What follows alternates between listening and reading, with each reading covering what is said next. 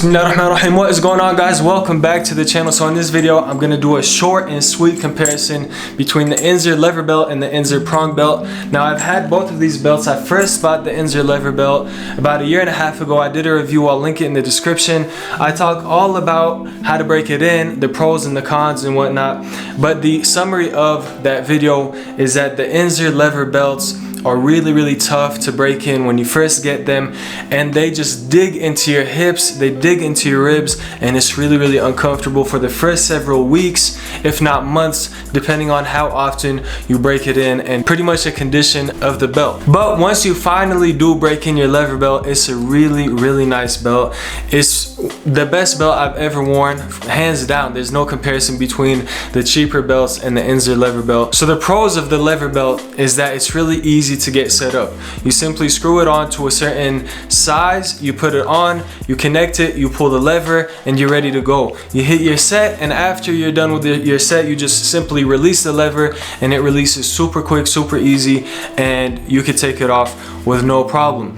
Now with the Prong belt, unfortunately, when you're hitting your set, you have to suck in your stomach really tight, and then once your stomach is finally sucked in, you can get it really nice and deep to secure your core and to secure your lower back as well. Now the problem is, after you're done with your set, and the problem that I've run into is that I'm so out of breath after my set, it's really hard to suck your stomach back in to the level that you sucked it in before you started your set when you weren't out of breath. So getting it off after your set is quite difficult. However, there are pros of the Prong belt that obviously the lever belt does not have. One of those pros is that when I was wearing the lever belt, I noticed that on the days I wore t-shirts, it would fit perfect. But when it was really cold and I had to wear a hoodie, I would go into the gym and I would have a hard time securing the belt, and it would be extremely tight, and it would be way tighter than I'm used to. So that was a negative aspect of the lever belt. With the Prong belt, you could wear a t-shirt, you could wear a thick hoodie, you could be cutting, you could be bulking, and you should be able to get your Prong belt on really nice and comfortably because you could adjust it on the spot. And that was pretty much the biggest difference for me between the lever belt and the Prong belt. The lever belt, you could get much tighter, much more secure. The Prong belt, you could adjust the size a lot easier. Now the negative part about the Prong belt is you can't get it as tight as the lever belt, and the con with the lever belt is that you don't have a customization that you have with the Prong belt. So in my honest opinion, both belts are really awesome. When I first got the Prong belt, I was not used to it at all, and it kind of made me upset because I wouldn't be able to get it off after my set, and it would be so tight, restricting my breathing, and it would just be super frustrating to try to get it off after a heavy set or after a long exhausting set of squats or deadlifts. It was really hard to get this belt off, but after several months of using the Prong belt, I got really used to it, and I'm absolutely in love with this belt. And when I was using the lever belt as well, I was really happy with it. The only thing that kind of made me upset was how tough the lever belt was and how hard it was to break in, but other than that, it kept me nice and secure. Both belts keep me nice and secure, and I feel like I'm a lot stronger when I wear my belt, and I'm able to lift heavier, I'm able to lift for a longer period of time, and I don't have any lower back pain, alhamdulillah, when I squat and when I deadlift. Now one thing I do want to mention is that I have been looking into the SBD lifting belt. So let me pull up the exact price tag on that belt because it is quite expensive. Alrighty, so the SBD lever belt only comes in a 13mm thickness. Now the Inzer belts come in 10 and 13mm options, and both of my belts, the Prong and the lever belt, are both 10mm, and they were still really tough to break in. So this one is 13mm, so I honestly have no idea how hard it would be to break in, or if you even have to break it in, or if it bruises your hips or your ribs when it's brand new.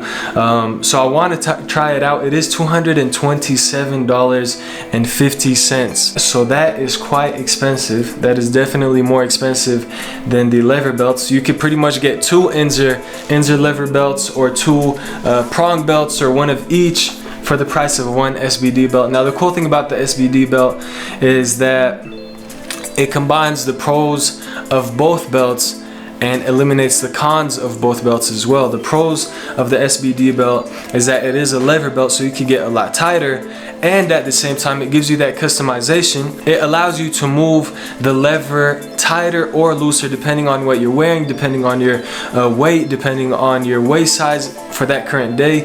And so you have that customization option available in the SBD belt while still giving you the benefits of the lever belt itself. So that is pretty awesome. I really want to try it out. I'm probably going to look up a little bit more reviews, and if I do end up pulling the trigger on the SBD belt, I'll definitely give you guys a review on my honest opinion and comparison between the Inzer lever belt, the Inzer Prong belt, and the SBD lever belt. But for now, that's my honest opinion. If I had to choose just one belt, honestly right now, I would probably choose the Inzer lever belt over the Prong belt, just because it's a lot easier to put on and take off, and it makes your core that much tighter, and it just feels really good when you're squatting heavy.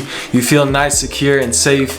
With the Prong belt, I still feel safe and secure, but just not as tight as I would like it to be. And also, it's just so hard to get off, to get that belt off sometimes when you're just completely exhausted after a hard set. So right now, if I had the option, I would pull the trigger on the lever belt, but I could definitely see why a Prong belt would be beneficial to a lot of you guys that are watching this video. So I hope you guys enjoyed it. I hope you guys benefited from it. If you guys have any questions whatsoever on any of the belts, please comment in the comment section below. If you guys haven't subscribed already, please hit that subscribe button. We're almost at 3,000 subscribers, which is an insane amount. So thank you guys so much for the support, and inshallah, I'll see you guys next time. Peace.